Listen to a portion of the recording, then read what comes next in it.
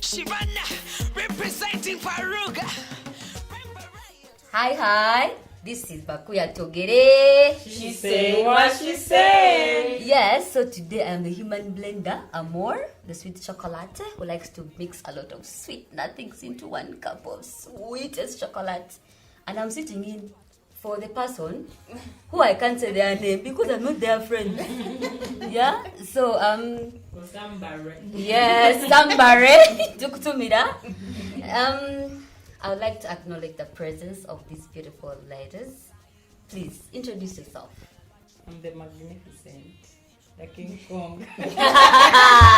Anyway, I'm Gloria. Guro. I've been missing in action and now I'm back. Back, Yeah. the Terminator. Yeah. Welcome back. The King Kong. I mean, well, this is Gazelle, your diva, your female lover, and your healer. And in studio is Melody, the nomad. The nomad, like that, a nomadic pastoral, that word. Looking for greener pastures, yeah? All the time. Sometimes the pastures are yellow. You water them. Today is Human Rights Day. Yeah. An international day where we observe, commemorate the anniversary of the adoption of the Universal Declaration of Human Rights that was established by the UN High Commission for Human Rights. So on this day, 10th in 1948, that was 2 years after the establishment of the UN, 50 member states came together after, I think, the events of the World War II. There was a lot of violation. So under the guidance of Eleanor Roosevelt, the US First Lady, they came together to devise a list of 30 rights and freedom that all people in the world, all people, underline that, should enjoy. So the General Assembly of the UN announced the Universal Declaration of Human Rights. Human rights, someone would wonder, what are human rights? Human rights are basic rights and freedoms that belong to everyone in the world, from birth until death. They apply regardless of where you are from, what you believe in, or how you choose to live your life. Speaking of this year's theme, this year's theme is dignity, freedom, and justice for all. The diva. The diva is so devastated in your divaship. What are human rights to you, and what are those basic human rights? And how does this theme resonate with you or rhyme with you? Thank you. First and foremost, according to me, human rights, values and freedoms, I mean that I am entitled to as an individual, meaning we are born with them, they are inherited, given. And speaking of the theme, freedom, dignity, freedom, and justice for all. Yes. I pick 2-3 things from there. That means I'm looking at I'm looking at respect. Yes. I'm looking at values still, and equal safety for all persons that seek for justice. When we talk about safety, are we being our violations as LGBTQ persons being responded to? Where are we seeking, or where are we reporting these violations that are inflicted on us as LGBTQ persons? So Yes. to me, the theme for this year is more so to highlight where the respect is, what are the values, and what about the safety when we come seeking for justice. Yeah, exactly. By virtue of being human. Yes. God. The King Kong. The King Kong. So the theme, as a queer person in Uganda, I don't feel like I'm living a dignified and free life. And when I look at also the other component of the theme, which is justice, I feel like, this theme itself for me as a queer Ugandan, there is a lot that needs to be done for me to feel any of these three things, whether individually or like together in one sentence. Because, yay! Chibulamu. Yeah, the nomad. For me, the theme makes me reflect on how far we've come in fighting for our rights as the minority group, you know, in regards to freedom of speech and expression. I know before it was very, very difficult. I'm not saying we are 100% there, but to a certain extent now we can at least speak out. Look at us here having a podcast broadcast. Yes. You know, before we couldn't like hold such spaces. And then also the freedom to peaceful assembly and association. Like I said again, it's not 100%. You know, there are places that have been raided before, but at least now we can gather as LBQ women and advocate and, you know, do things in the community and be recognized to a certain extent for doing good or, you know, giving back to community. So yeah, that's how I resonate with it. Lastly, also the right to own property. You know, before to own property or inherit something from your family as a minority group. Wow, that would be a miracle. But now, yes, it's possible to actually own property. So I think and I actually believe we are getting there. We are not yet there, but we are getting there. Yeah, we are getting there. And talking of dignity, Yeah. I feel the rights that are being abused a lot, especially when it comes to access to justice, are the right to a fair trial, because so many times when queer people are arrested, they do not have access to a fair trial, right? Yes. But then also it's also both sides, because even in instances where you have, let me say, like maybe the judge is quite affirming and they would like to accord a fair trial to you because we are living in a homophobic country. Yeah. We've had instances where someone is in court and they don't even have sureties. Like they come from a family where they're banished for the fact that they are gay, right? And yet your sureties have to be credible. So even us as fellow queer people, when you want to be surety, sometimes you're not credible. Yeah. And then the people who would be looked at as credible are people that don't want anything to do to you. So that will end up also denying you access to a fair trial.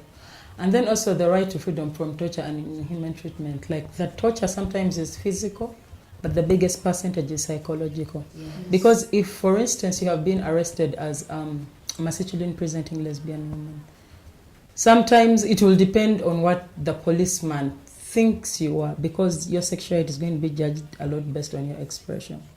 So they will choose to either put you in a women's cell or put you in a male cell. Regardless of where they put you, you're not safe. Yeah. Because even in the women's cell, they will alienate you because they'll be feeling like, why are you putting a man in our cell? So you have to keep explaining yourself to your fellow inmates, like, I'm a woman, I just dress differently, but I'm a woman. And then if they make a mistake and put you in the male cell, it's even worse, because they will rape you, they will abuse you, they will beat you. So often, the right to freedom from torture will happen, even if it's not coming from like law enforcement, because I appreciate that the Uganda police is taking like quite a lot of effort in training the officers in human rights. But even if the officers themselves do not torture you, your fellow inmates will torture you. Yeah. That is even worse, because like these are people who are detained. Like you can't give them any further crime. What are you going to do? Take them to police? They are already in police. So that even makes it hard. Yeah. So we've gotten instances, and as a membership-based organization, often we'll go to bail someone out, and you find that they have been beaten, they have been attacked, they've been assaulted. Sometimes it's not even physical, it's emotional, and that's even harder because it's harder and longer to treat. You don't know what to do with this person. Yes, they will taunt them, they will call them all kinds of names, they will threaten them. Yeah, that is so wrong, because by virtue of being human, you have the right to life. Right. Like, yes, like your life has to be protected. That is why mob justice is not allowed anymore. And also that's why when you try to commit suicide and you get better, you can be in trouble because your life is so precious. And also the right to privacy. Like, you don't have to, why do people have the need to go to LGBTI person's beds to know what they're doing? Like, it's someone's privacy. Someone's a consenting adult, so that right to privacy has to be protected. People go to hospitals and then, because they see what they don't understand, they call everyone to come and look. Like, how is that healing someone when you're shaming them about how they look? Privacy is very key. Yes, Diva. Speaking about privacy, that takes us to the right to health. We are all entitled to access health services without discrimination. Exactly. And most times, as LBQ persons, our sexualities are always attached to sicknesses, and most when it comes to HIV, we are sick because of our orientations. And God is punishing you. yes, and this really hinders, this mean- accessibility of these services. Yet it is our right to receive. And another right of a right to family, and actually a right to marry and a formed family. We have a right to choose the partners that we want to sleep with. Yeah. We will have a right to choose whom you want to have a family with, and also to have children if you want, or not to have children. And this will bring me back to our the recent East African Community SRH bill that actually is controversial. Yeah. When it comes to bodily autonomy and others. The anti-gender movements are up. They are really rallying up to destroy us. Like, And I think we need to fight for it to pass because it has components to do with universal health care for everyone. Meaning if it passed, then you can hold health workers accountable for discrimination in healthcare. Yes. But also an interesting bit that they added was one on surrogacy. And so many LBQ women will get children probably via surrogacy. And one of the arguments that the people that are fighting it are giving are like, if you pass, you are supporting queer people to have children, and this we are is going unfair. to give birth to transgender kids. And But also the unfairness in the way that the right to marry or start a family is being abused for us is so many queer people are being forced into marriages. yeah. Like we've had incidences where I remember this particular case of one of the members who was married off to a Haji. Like this man paid off this girl. He already had like I think 2 wives, so she's supposed to be like the 3rd wife. He was a man with money. Yeah.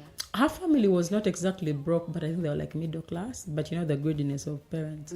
So the man pays off the girl, and they ask the girl to leave, and she refuses, and then they kidnapped her and took her to this man's home. And for me, the painful reality was that this man is way older than her.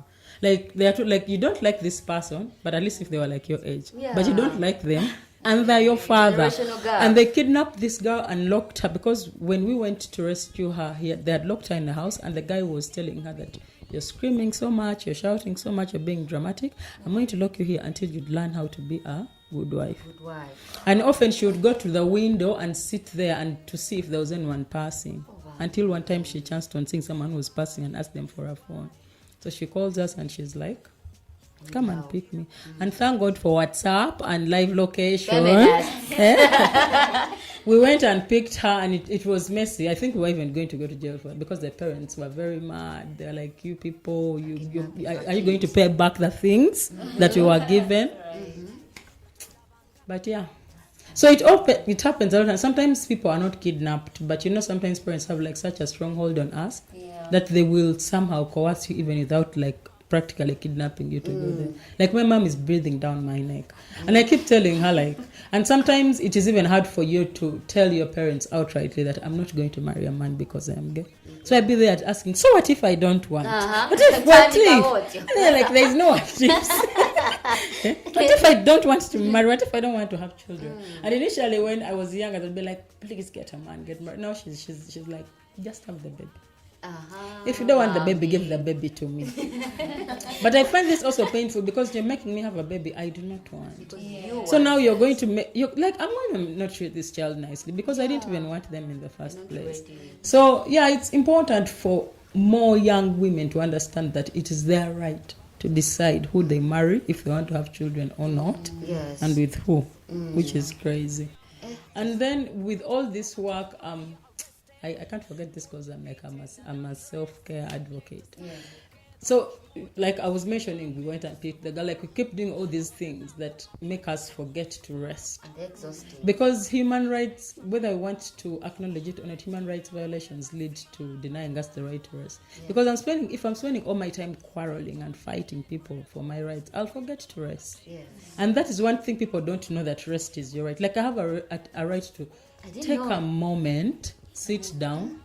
And so we need to talk more about it because so many people are forgetting to rest or are being denied rest. And even organizations that we are saying are feminist are not according their staff rest. So next time you're asking for rest and they are refusing, tell them, guys, this is my human right. When you talk about rest, what are you meaning by resting? Rest means taking a break from everything that is getting you crazy. So if rest in let me say a workplace setting looks like your right to get leave, your right to have annual leave, your right to sick leave, your right to maternity leave. Is that why we have a Wellness Monday? Yes. But then also internalizing the fact that rest does not look like you have to feel tired for you to rest. So living every day, acknowledging that rest is part of your everyday life and being intentional about taking time to recharge yourself. So you don't need to feel like your body is breaking down like the way I'm feeling now for you to rest. Normalize rest. It's your right. Yeah, it's your right. Speaking of rights, I like when you said you had to go and bail the lady out. Because their rights were being violated. True. Just to add on that, right to bodily autonomy. Yes. And most times, this topic has actually become controversial within, the moral, political, and the legal, discourse, and yet it is a very precious right for all of us, to choose what we want to do with our bodies, have children, get married, that instance of that Hajat. And sorry for that. Yeah, my body, not our body. Yes, it's my body. My body is for me. Yes, it's your body. It's your right to have beautiful eyebrows. If you want to add some boobies, please put some. Do a boob job. It's your right. You want a butt? Yeah. Suck out those dimples which were given to us by our doctors. Yes. And our parents. Yeah. So those violations should stop. Speaking about violations. There are incidences where human rights have been violated over the years. And the fact that Uganda, I read somewhere, it's on the Human Rights Watch. How terrible are we at preserving human rights, Badangi? Let me give an example. Like the right to dignity most time is taken away. For example, check a masculine presenting LBQ women. Maybe they are arrested or they are maybe want to take a rest somewhere and they remove their shirt, or there's a way they'll be paraded. Is the way they be talked about, like, Banang, what is that? Like, what is that? That's a human being who deserves respect. And also, the right to life. There's been instances where so many LBQ persons have been murdered. They've been beaten. When you report, you're insignificant just by far of being a minority group. Guys, what is happening? But then also the fact that it's not also big minority, but sometimes, because the reality is so many people are disowned by their family. Yes. And usually family is the beginning place. So if you have been banished from home and your mother, who even starts asking for justice? Who starts looking for you? So, yeah. We'll be right back. I got a question.